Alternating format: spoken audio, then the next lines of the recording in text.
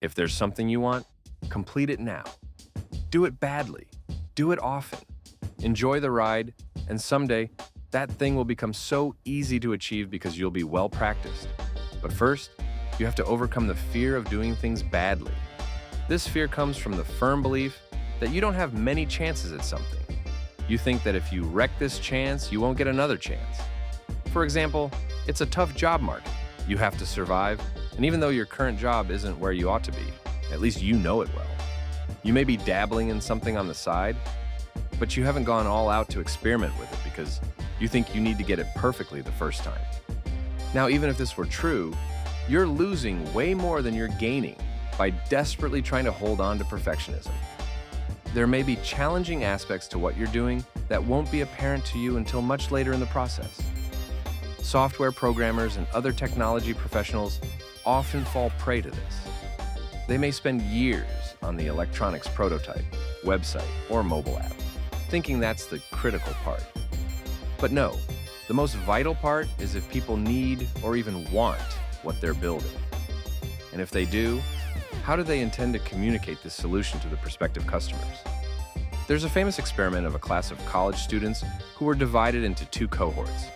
They were tasked with producing the best artwork possible by the end of the semester. One group was told to each come up with one single masterpiece, and they had the whole semester to work on their individual pieces.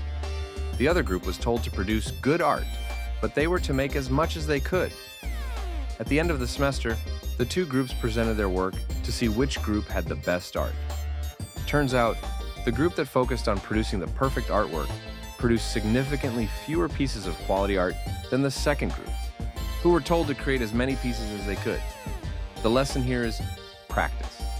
Not worrying or worshiping a particular outcome produces desired results. People are stuck in their toxic or stagnant jobs, feel trapped in relationships with no prospect of a permanent commitment, are sitting on a business idea, are waiting for the perfect human being to fall in love with, and so on. With time, if nothing is done with these situations, something about them will become stale. That once fresh business idea can become outdated. It might even be the case that the idea sounds good in your head, but you need to try it out in order to see its flaws, so you can be inspired for a new idea. When it comes to relationships, you might be young now, where it appears you have options, but age creeps up on people. You may need to be more proactive in finding your person. In this life, you're not meant to sit on things. You're meant to brave your fears. Be proactive. That's how you learn what works, and that's how you eventually achieve results you never imagined were possible with you. There are people who, at times, literally can't believe the huge amount of money they have in their bank accounts. They never calculated the actions that would lead them to where they are. Some people turn to look at their spouses, and it sometimes feels like a dream how they ended up with someone so beautiful inside and out. Use all your talents, even if they're just hobbies. Also, do things that you're not as naturally talented at, but you enjoy. If just enjoying it isn't the limit of their potential, find purpose in these talents and hobbies by getting them to benefit others. To sum it all up, don't let your life become stale. Just do things.